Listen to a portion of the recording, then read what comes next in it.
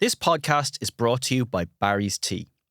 Recently, I visited the home of Barry's Tea in Cork and saw firsthand the skill and expertise of their master blender, making sure that every cup of Barry's Tea is of the highest quality. As a chef, I'm obsessed with flavour, and for me, Barry's Tea is the best tasting tea in Ireland. More than that, it also brings with it a sense of home, belonging and connection. Just one sip of Barry's Tea and you're home. So stick the kettle on, make a cup of Barry's Tea and enjoy the podcast.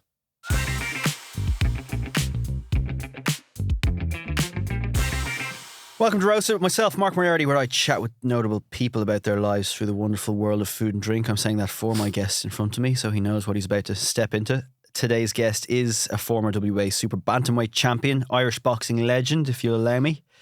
But to describe him as such would pretty much undersell his career in life. From high-performance roles to best-selling books, an Irish language advocate and charitable volunteer, Bernard Dunne, welcome to Roasted. Got him mad. Eggs. Talk to me about eggs. You're sitting in front of... That's a potato and egg salad that I've made for you. Do you know what? I was looking at it and I thought it was chocolate and I wasn't sure what the egg part was, if I'm honest. To quote, because what we weren't recording, Bernard told me, if this is eggs, you put me off them for life, which doesn't say much about my cooking ability. And they're the one thing that I can actually make. So what is it about eggs? I ask obviously everyone if there's one ingredient or dish they're loving at the moment. Yours was not. I liked yours because it was simple. You actually just came back with eggs. There was no spiel. There was no waffling. It was eggs. Well, he did try to convince me to come back with other ingredients, but like eggs is the one thing that I do work with because I know how to boil them very well.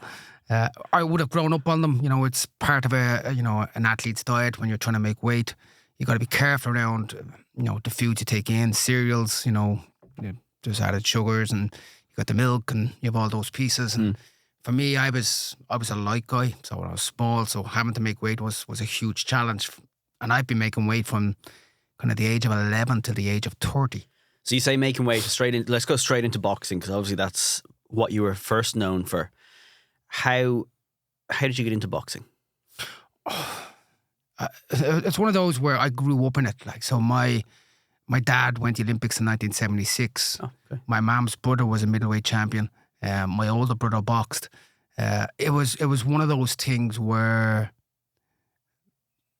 not that I had no option, because my dad always encouraged us to do everything, to get into all sports.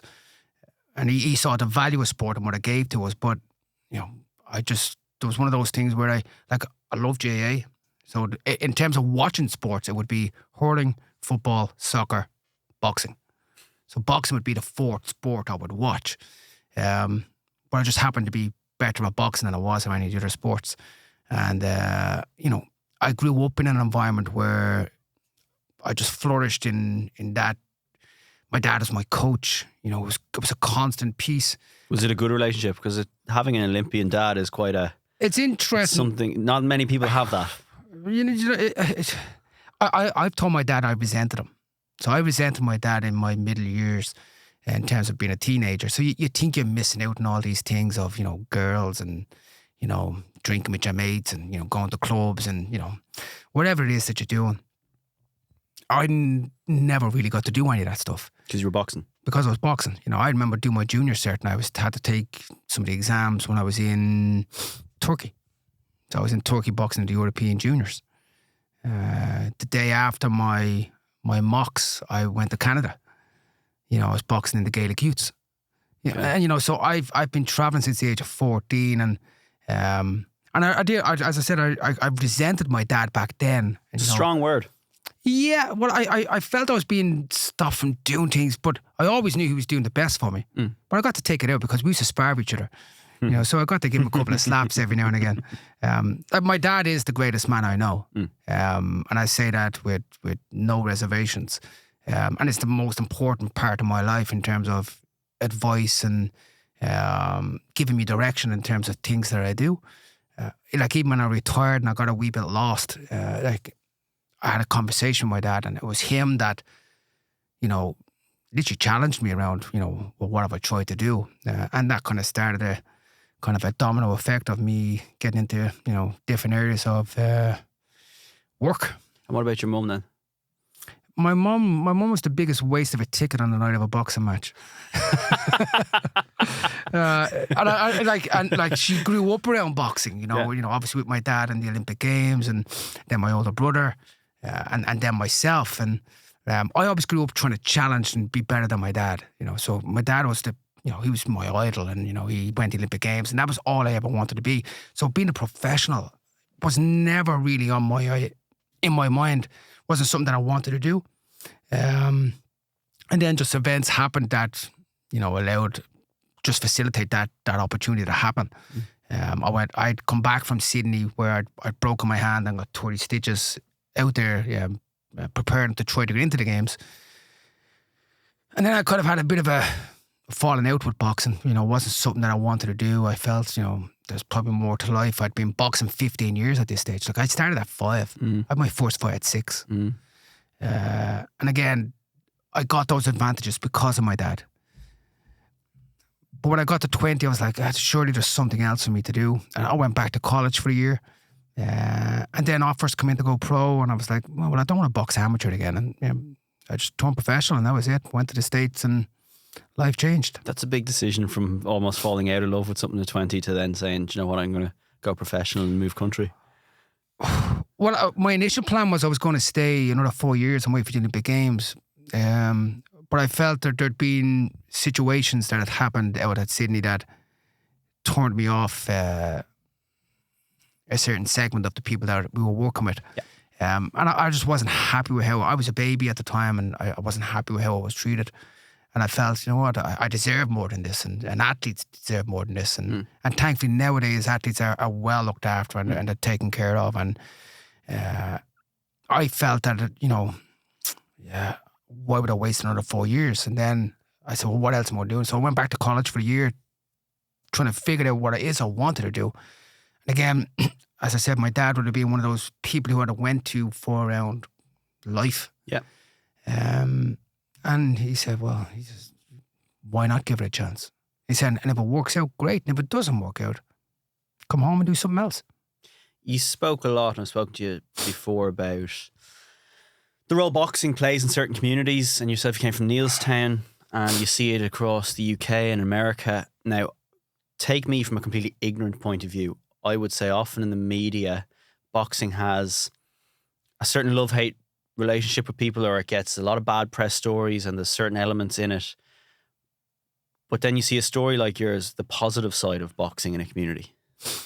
Not even, you look at the likes of Kelly Harrington, Katie Taylor, Michael Carruth, Wayne McCulloch, you know, all legends of Irish sport. And the impact that they've had, not just on themselves and their families, but on their communities and on the country as a whole. And sport has that effect of being able to cross divides and bring people together. And I've been fortunate to have the foresight of my dad that, you know, growing up where I grew up in Neilstown, there was a lot of problems. But there was problems everywhere. But my dad saw the opportunity that sport presented for young kids. And every kid in Neilstown Avenue, because of my dad, was brought to boxing. You know, and back in those days, you could fit, you know, 12 or 15 kids into the back of a Volkswagen Beetle and drive them down to the club. And that's what my dad did. Every boy, because there was no female boxing at that time, but every boy that was exposed to being around my dad got dragged down to the boxing club, and they've all grown up and they have good lives. Like, what do you learn from boxing at that age, from the structure and the training? Jesus, respect and just discipline, structure, following instructions. It's a bit like school, you know, and any way of life in terms of work. You know, can you work on your own? Can you work as part of a team? Can you set goals? Can you then break those goals into smaller, achievable targets, and then follow that plan? So all of these pieces are so relevant in life, and this is why I think it's so important for younger generations to be exposed to all kinds of sport.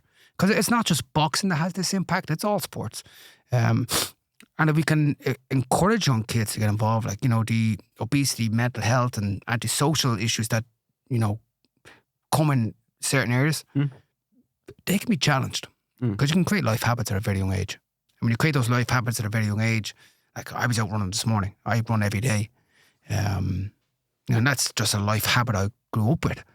And it's nothing for me to get out of bed, throw the tracks on and go out and do 5K and then come back, have a shower, have my breakfast, and I sit down and do some work.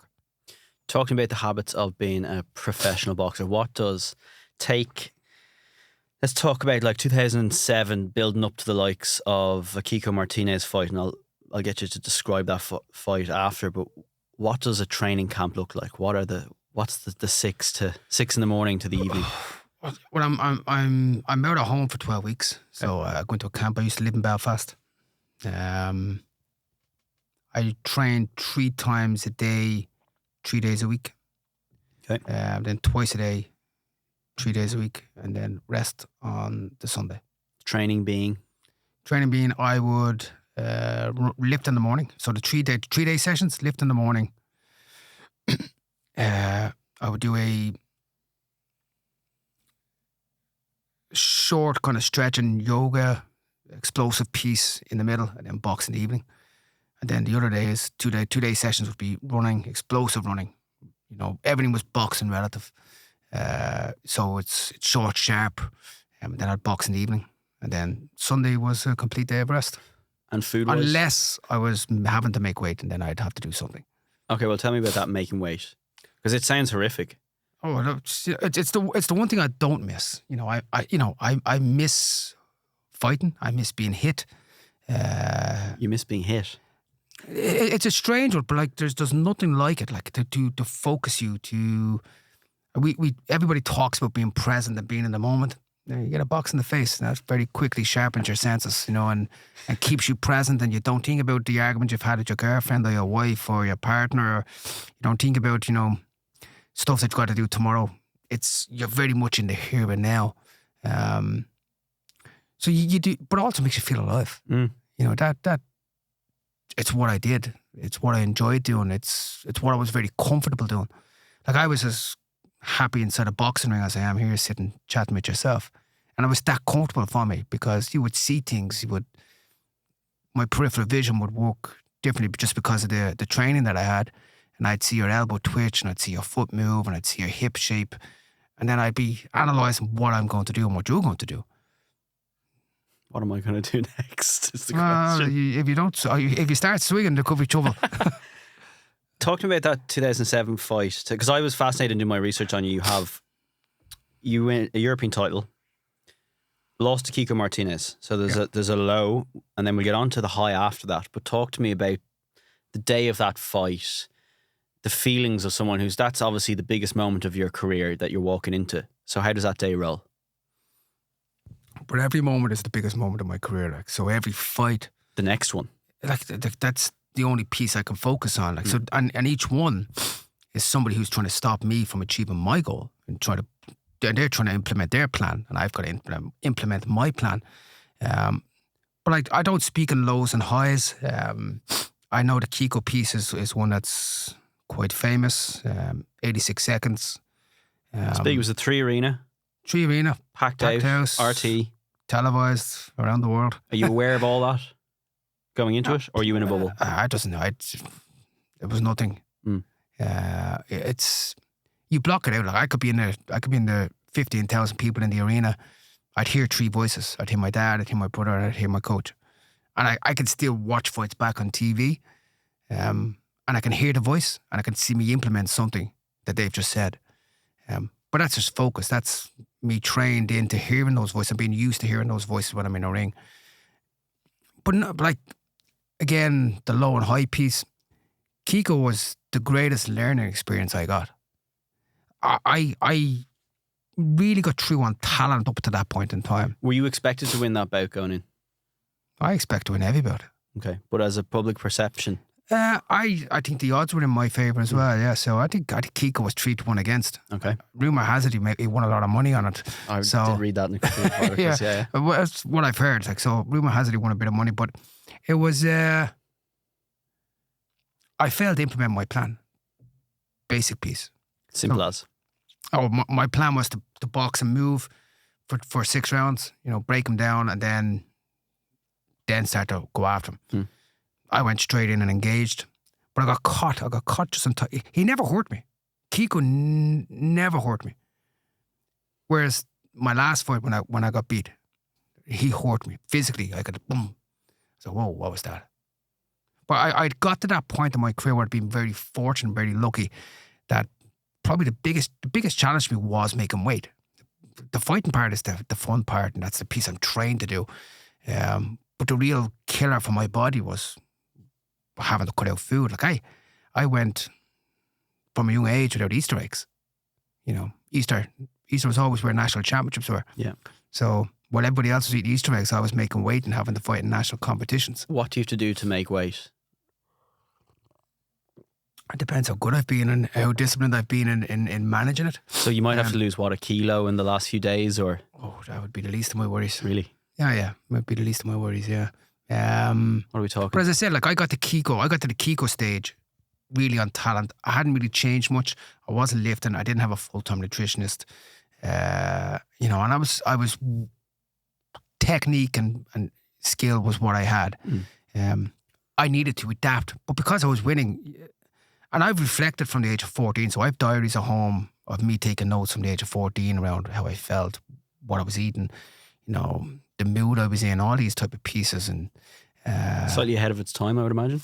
Yeah, I would say so. I reflect every day, like, so even now, I still, when I leave here today, like, did I deliver the message that I wanted to deliver in terms of talking to yourself? But the Kiko piece. I'm struck. I don't want to stop you in your flow. I'm struck by the fact you said the plan going into the Kiko fight was to move around for 6 rounds, keep him moving, and then you said at the start you went and engaged, and it's like, how to have a plan and then just how does that happen? Is that just the moment, or is it pressure, or is it? It's complacency. Okay. Probably a bit of ego from myself. Okay. He was built up as this big knockout artist, which he was, which he demonstrated against myself. And again, I'm a kid from Neilstown. I'm a kid that fights. I'm a kid that I was bred fighting. So and that was always my problem. I love to fight. My ability is my technical skills. And my dad will say it like, it's the difference between me and my brother was William was technically good, but when he'd hurt you, he'd step back. Okay. I was technically good. When I hurt you, I stood in your head. I'd make sure I hit you again until the fight was over. And that was the difference between us. I'd want to make sure I did the job that I was there to do. And I was ruthless on it. And I think that's what all elite... That's a key word. I think that's what all elite performers are. They're probably ruthless. Ruthless is a good word, but relentless in that pursuit of, excellence. We never achieve it, but you want to aspire to get as high as you can. Like, I'd come out of a ring after knocking a guy out and, in the 4th round, and you'd still say, I could have done this, and this better. Talk to me about that more, because I literally have a question I was going to ask later. What is high performance? I think high performance is for everybody, but in a different way. Like the man who cleans the street, the milkman, the people who deliver the post. Chefs. Everybody, chefs. It's recognising what your ability is and then going after the small gains in terms of improving that. And being consistent in terms of going after that. It's not about, I'm getting close to a big cook. I better start cooking now. It's actually consistently building up towards something. And doing all the small things correctly. And for me, that was always important. And now I had a checklist. So I can see myself standing behind a curtain, silhouettes there, and I'm getting ready to go into battle. I'm saying... This is before going out in the 3 arena now, you're... Oh, yeah. I could see it. I could see it now in my mind. And I'm sitting there thinking, done that. I'm ready. Let's go. The performance piece then is the easy part, because I know I've worked. I know I've not cut corners, and I was really good at that stuff, especially after Kiko. I became kind of ruthless around my nutrition. My nutrition was terrible. My hydration was horrendous. Did you have anyone helping you, or were you doing that yourself? Not at the time. I brought somebody in. Yeah. Who also worked with the Irish team, actually. So Sharon Madigan, and she was she was fantastic in terms of helping me understand what I was doing. I remember leading into a fight in the week leading into it. I had 3 boiled eggs and 2 slices of toast. In the week? In the week. How do you... For me, who doesn't know, I go, how does someone go into a fight? But like even now, I can get up in the morning and I'd have... So especially when I was in the office, if I'd have been in the high performance centre, so I'd have my breakfast early. I'd get into the gym early, train myself, be at my desk for 8 o'clock. I'd have a cup of tea. I might go and have a small bite to eat. But I may not eat again till 8 o'clock that night. And that's because, I'd just be... One, I can manage. My body was obviously adapted, to being without food. And tea truly gets me through my day. You've had about 3 cups since we've been here. But I live off it, so, and that helps me think. But making weight and eating 3 boiled eggs and 2 slices of toast in a week just isn't good. Is that how you make weight? Oh, that's how I made weight at that time. Yeah. But I got to a stage where the morning of a weigh-in, I could have omelets. Okay. My hydration became better. When you're making weight, when it's like in boxing, it's a weight-orientated sport. You're always going to have some part of dehydration. But you've 32 hours, especially in professional boxing, at least 32 hours before you have to fight, so you can rehydrate your body. In amateur boxing, you fight today, you fight tomorrow, you can fight 3 days in a row. That piece becomes a lot more challenging, where you need to be consistently matching your weight, watching your weight, and trying to stay on top of your hydration, because hydration is the number 1 performance piece. I got to a stage where I was random testing my athletes in the high performance centre. If you were dehydrated, especially too far out from competition, I would say you're not allowed to train. Something so simple, water. Oh, it's honestly, it's so important.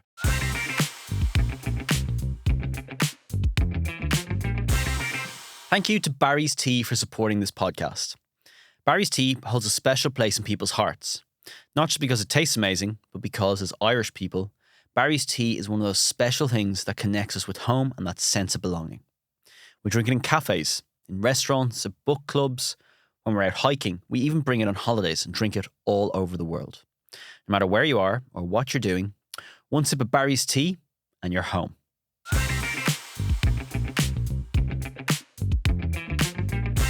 Fast forward 2009, winning a world title. I remember it well. It was one of the first times I ever sampled beverages. You were about 10 at that stage. There was a little bit older. It was a Grand Slam win, and then there was the night, I remember it was fight night on RT. And it was one of those things, I wouldn't have been into boxing, I would have been exposed to boxing, but it was one of those few things that have happened in Irish sporting life where it didn't matter. It was a national event. It was like everyone's going to watch the fight. And obviously they had that sporting victory with the rugby team the same day. I think I had a few Corona extras and I was ready for this. It was about 10:30 the bout started. Talk to me about, do you feel that? Are you in the bubble, or do you feel, God, this is a big national event? Well, it was different, because generally I'd like to eat my meals and then go for a walk. But as the day went on, I couldn't get outside the hotel just because the place was crazy. Like, the city centre was literally wedged with people, and the celebration from the Grand Slam win, and I think it was the first one in 70 odd years or something. And it was great. It was great for me to watch it. And I see O'Gara do what he did, and the team to ultimately go on and win. Would it have made a difference to me? I don't know. Would it have made a difference if they did a loss? I don't think so. But the fact that they won it would have encouraged me. But going into the arena then that night, just driving, and I was only staying up in one of the hotels just on the Liffey there. Like. So we were 2-minute drive down to I think it was the O2 at the time. Yeah. And just the car was surrounded as we were driving down. People know it's you. Oh, it was bonkers. Yeah, it was crazy. And even the noise, I walk into the arena because I come up on the big TV, and the place just went nuts. But again, much like yourself, like there was a lot of people who enjoyed the occasion rather than the actual sport. And I hadn't a clue what was going on, but I was engaged because it was you, and at certain points in that fight, I didn't have a clue what was going on, if I'm honest. So, are there any thoughts of 2007 going into that day, that fight, of what had happened? You've always got fear, and fear is an important part of life, because it drives us or sometimes prevents us from doing things. And I think the ones that really achieve, you look at, I mentioned Kelly earlier on, there is a fear there. Like, and I've worked with high performing people, but they manage that fear, and again, you do your self-doubts when you're walking in, but you tell yourself that you're ready. You tell yourself that you've given yourself every opportunity to be as ready as I could be. I ticked all the boxes. And now it's about testing myself against the best. For those that don't know, can you explain what happened roughly, how that fight panned out? Well, I thought it was over after 3 rounds. So you play golf. Yeah. A lot better than me, obviously. Both poorly. Yeah. And when you've hit a golf ball and you know that ball is travelling. I rolled in the 3rd round and I threw the best left hook I've ever thrown. I mean, I've banged him literally on the chin. And even before the punch has gone past him, I've nearly started to celebrate. Because I thought, that's it. It's over. Like, I'm champion of the world. And I jump around, I'm really high-fiving the crowd and everything. Like, I'm literally celebrating at this stage. And he falls and boom, hits the canvas. And I turn around and he sits up and he stands up and I'm thinking, Jesus, what have I got to do here? Like, and in fairness to him, and that's what champions do. They do everything they can to get through it. And the bell had gone very quickly afterwards, so I didn't have much time to finish him. 4th round, then he headbutts me. You could probably still see the scar just here. I can actually, yeah. Yeah, so I've right down the middle. All these scars have just blended into each other at this stage in life. Good makeup. Yeah. And 4th round, he headbutts me. I've double vision from that moment on. And then for the rest of the fight? For the rest of the fight, yeah. And then 5th round, he drops me.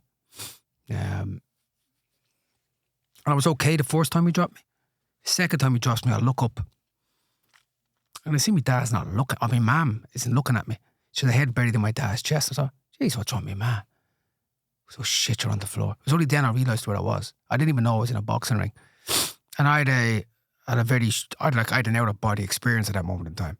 So I spoke to myself around what was next, what people want to say, all the choices I had made leading into that, and all the choices my family had made in terms of sacrifices, and to get me to where I was. And so all of this now, remember, happens in about... I was going to ask what? 2 seconds. Okay. In my mind, it was a 25, 30-minute conversation.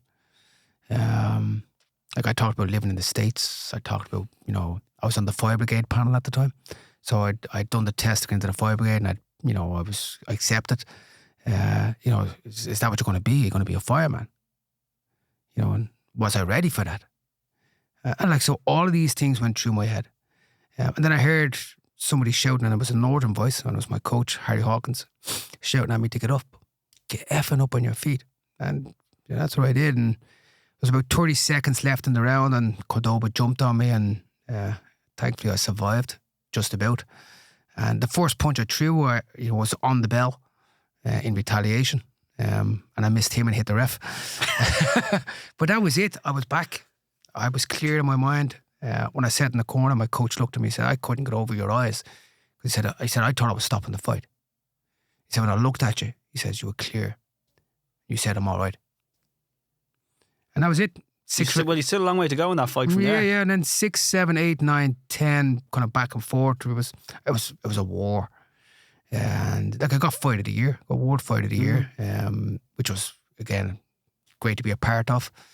And 11th round, then I suppose the piece that everybody remembers is where I dropped him 3 times. Didn't celebrate as much after the first one. So I dropped him the first time. And the second time I hit him, I started to count. Second time I dropped him, I started to count, okay, I've won. I thought, okay, we're ahead. Just cruise, get through the round, and that's it. You'll be champion of the world. Little did I know, on all 3 judges' scorecards, I was actually losing the fight. My math wasn't as good as I thought it was. And with 1 second left, I caught him with that left hook again, and that was it. As good as the first one? Wasn't as clean. Definitely wasn't as clean, but it was. It's the best one I've thrown. Tell me, that initial 5 seconds when you realise you've won, world champion, what does that 5 seconds look like? Because obviously the crowd just... Jesus. I can still see it. I can still see me celebrating. It was, it's one of those where you nearly start to look at yourself again around everything that we had done to that point, that we had sacrificed, that we'd left home, like what my dad had done for me, what my mom, everything that we had done as a family and as a team, it could have paid off at that moment. It was nearly a relief, to be honest. You're aware of that at that moment? Oh, yeah. Well, it was never mine. It was ours, and that's kind of how I approached it. Like the belt sits in the attic in a black bag at home. For me, it was never about belts or about money. It was about, one, I wanted to represent my people, and two, I wanted to test myself against the best in the world, and that's kind of always my challenge. And I wanted to show that we can do this, and we did. We were very fortunate. Like, I've had so many things thrown in the way. Like, I have a cyst in the brain. Like, the only reason I went to America is I failed a brain scan. So it was one of those where I either give up boxing or I go to the States and try to get an opportunity over there. And then my promoter in the States went bankrupt, and I was kind of promoted this for another 8 months. And then a lot of opportunities to drop out of this along the way. Yeah, you keep going. It would have been an easy option for me to come home and say, you know what, I've enough. But we knew we had the opportunity to do something, and I love the sport. I love competing. I love being inside a ring. I just wanted to explore every chance I could before I did go back on the plane home. What does a night out after winning World Championship? What do you do? Where do you go? It's extremely sore. It's extremely painful. Okay, yeah. I would never have a point or anything like that the night of a fight. And I would generally catch up with my friends the next day. But after Cordoba fight, I was just physically too sore. Because I collapsed in the changing room that night. After the fight, yeah. And the ambulance was called, and I said I wasn't going anywhere until I spoke to my doctor. So Joe McKeever, who's the head consultant over in James in Blanche, he was a ringside doctor, but he was also looking after me. And I said, well, get Joe in here. And I said, if Joe says I have to go to the hospital, I'll go. And Joe came in and gave me an injection or something, and I was put on a drip. And exhaustion or I would say it was the adrenaline crash. Okay. Yeah, it was the adrenaline crash. So I started to fall asleep, and doctors slapping me and shit. And so you're not going off the coppers with a load of points? No, definitely not. Not that night anyway. But I ended up going to the hospital to see Cordoba and see he was okay. And then I got back to the hotel, and Pamela was told I wasn't to go to sleep and that she needed to watch me. And I had this hand and ice, and 2 bags of ice here, and bags of ice on my ribs. So you're probably beaten up. Oh, come here. I couldn't get out of a car. Like, you had to push me from behind for me to get up out of a car. Wow. Just a pain. Irish legend from there. Does that sit well with you? It was a part of a great day, in Irish sport. And that's the one thing I really enjoy, is that nearly everybody remembers where they were when it happened. Because the Grand Slam, which again, just on an occasion. And then for me then to top it off with winning a world title. Like, it just... In a shed. Yeah, it just doesn't happen. And it's to be a part of something like that it's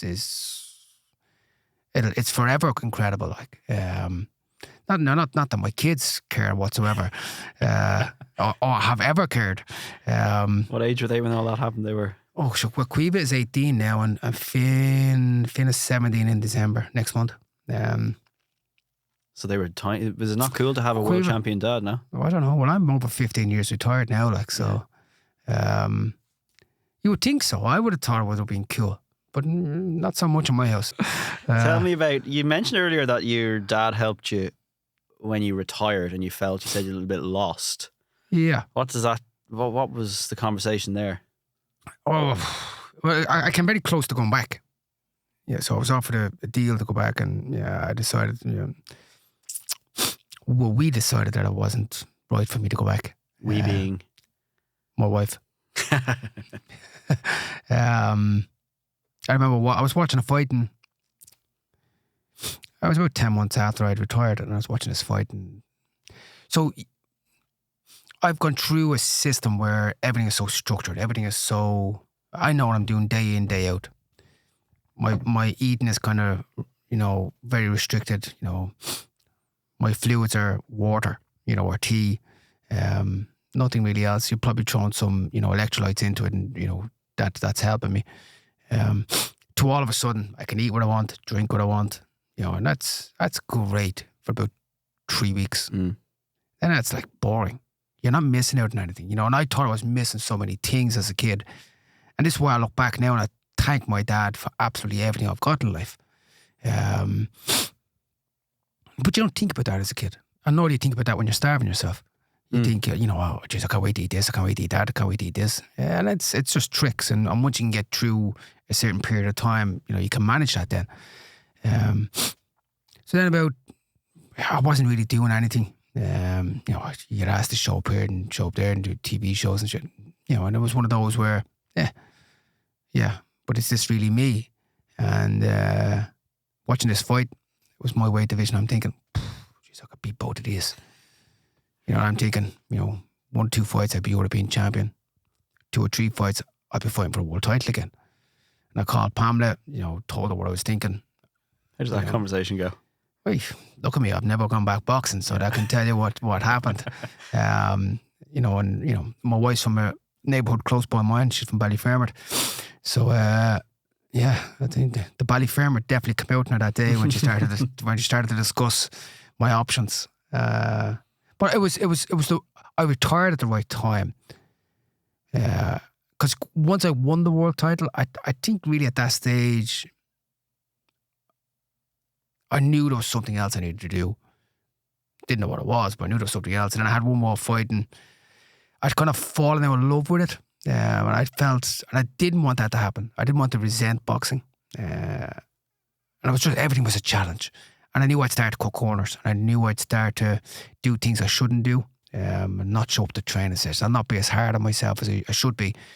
And I didn't want to get beat by somebody that shouldn't beat me. So I decided that's when I decided to retire. So then when I thought about going back, and I went in to see my dad, I said, look, I've had this conversation with Pamela, she's not happy, and he just asked me, well, what have you tried? And it was just that simple. I said, I haven't tried really anything. He says, well, try something. He said, you'll find out whether you like it. He said, and the worst thing you'll find out is you don't like it. He said, well, at least you'll know. So that's why I say my dad is the greatest man I know. What did you find? Oh, Jesus. I have to go back through the list. I'm Best-selling author, high performance roles, Irish language advocate, charitable volunteer. Talk to me. Well, let's go high performance, because I know you spoke about hurling and football being above boxing. You took a role, high performance coach with I was performance Dublin. coach with Dublin. So I worked with them for 7 years. That went all right. It was great fun. It was great fun, and geez, you would never describe it as work, and I say the lads would probably describe it as I didn't do much work either. But I loved it, and I was a fan. So then to get an opportunity to be on the inside and help was incredible. And again, that's not a weight orientated sport, so to be able to see how they refueled post training, and even fueled pre-training in terms of hydration, well, it was just, again, another great learning curve for me as I grew up my kind of performance understanding. So that was brilliant for me. And then the Irish job came along in terms of the Olympic setup. So I did 5 years with them, and again, just I've been very fortunate that I get to work with people who aspire to be the best they can be. And again, so their ambition really matches mine. And so again, just that push and shove in terms of challenging each other around, what we expect and what standards we're going to accept. It's really important. Satisfying? I love it. Come here. It's probably more enjoyable than getting your head knocked off. Do you know what? I miss fighting, and I do. I miss it badly. I miss competing. I miss being that person. But it's even harder watching it, whether it's on the sideline or whether it's at the side of a ring or whether it's in an office. It's even harder because you care so much, firstly. and that you want what they want. You want them to be as good as they can be. So yeah, I did 5 years with them, then did 2 years in India, which was again just another fabulous experience, and just in terms of That's a culture shock. Yeah, do you know what? They're lovely people. Food was amazing. Culture was, again, it was a learning experience for me. Even just in how I spoke to my team and how I addressed them, males and females, and making sure you're managing that piece correctly. My son lived with me for 3 months over there, so he absolutely loved it. I actually saw more of him when he was at home on FaceTime than I did when he was in India. He was out every night, he was out for dinners and he's going out with the athletes, and he got to see all the areas that I work in. Was there a big difference in mentality between your Indian athletes and your Irish athletes previously? Do you know what there'd have been? I would have probably said it was more consistent here than in India. India'd have a select few that were really driven to be. They wanted to be the best. They wanted to succeed. And then you had others who, just wanted to be around. They knew they weren't going to get picked, but they wanted to be around. But the system over there allowed for that to happen, and that's where I was trying to, manage. High performance isn't for everybody in terms of at that elite level of sport. You could be a high performing person in any walk of life. But if you're going to compete at the highest level, if you're going to be an Olympic gold medalist, if that's what you're going to be, the people around you need to have that standard as well. Whereas if you have somebody around you who, knows they're number 2, number 3 clearly, or maybe even number 4 at some cases, they'll cut corners. So you need that internal challenge. You need that structure around you, that there's an expectation of you, that your level has to be as high as mine, because I need you to challenge me in training. But if you're cutting corners in training, I'm not going to benefit from it. So you've got to be, again, ruthless is probably a big word in that situation. I love that word. You seem quite happy with the career from someone who had so many lows to start and then highs and then kind of not knowing where you're going to where you are now.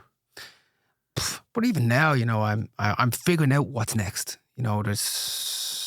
That surprised me, because you look like someone from the outside looking in who just has his shit together and always has. Oh, but I'm always writing. So I'm always thinking of things. I'm always developing things. And my problem is, I think I can do anything. And there is loads of potential in life, but there's also limits. Sometimes you need to realise those. And thankfully I've got people around me that kind of help me and guide me, and that I can bounce ideas off and say, well, these are things I'm thinking of doing. But again, I learned that I discovered that I liked to write when I went back to college. So I went back to college at a later age. I did a master's in psych, and then I did a master's in business. This is all while you were working as well? Yeah, I was trying to combine them both. It was great because I was able to use a lot of what I was learning in class immediately. So I was able to test things out and see what worked. And it was enjoyable. Like I'm good at multitasking, so I can compartmentalize things and say, okay, I'm doing this from this time, then I move to this at this. So I was working with the Dubs and the Irish Olympic team at the same time. Whilst also trying to go home and finish a couple of things in the house as well. So it's but I enjoy that. I enjoy being challenged. So that challenge is a big important piece. I mean, I think if things were too easy, it would probably be a little bit boring. What is the next challenge then for you? And again, I'm at that area of kind of discovering, the potential situations that are out there that I'm looking to grow into. I would love to learn to cook. So it's one of these things that's on my mind. I just need to figure out a way to make it happen. You follow a recipe now by the sound. I know my problem is I'm very anal about things. So, if you tell me that much of something has to go in, like I will be to a T around looking at the line and making sure, and I'll have a separate dish for everything. And that, so I've experimented with trying to cook, and Pamela just, Pamela loses her shit with me then, and says, it's who's going to clean up here, because you got like 27 bowls, for, and all they're doing is making scrambled eggs. Have you got a signature dish? No, boiled eggs is my thing. I'm exceptional at it. You still haven't eaten. He's for people who are going to listen. It's sat in front of him. His egg salad hasn't touched it. And he's not going to. No, I will. Come here. I will try anything. And when you grow up in my house, you learn that you can't be pressured around the food that you're eating. So while you're eating that, have a think of this question. If I was to give you a table of 4 people for a dinner party, you can have anyone from any era, any time, any background. Who would your 4 guests at the dinner table be? From any, okay. Anything, anywhere. And I'd say I never tell any guest this because I want it to feel sort of real and off the top of your head. And David Hickey. David Hickey is a Dublin legend. Just a really great guy. Has been good for me in terms of being able to bounce ideas off, and I've only met him through helping with the Dublin football team. So many people, did you say? So that's 1 of 4. You've 3 more One of seats. 4. Sugar Ray Leonard. Cool. Sugar Ray Leonard was my idol growing up. He was the guy who signed me in America. I boxed one of his guys. I was brought in as an opponent for one of his fighters.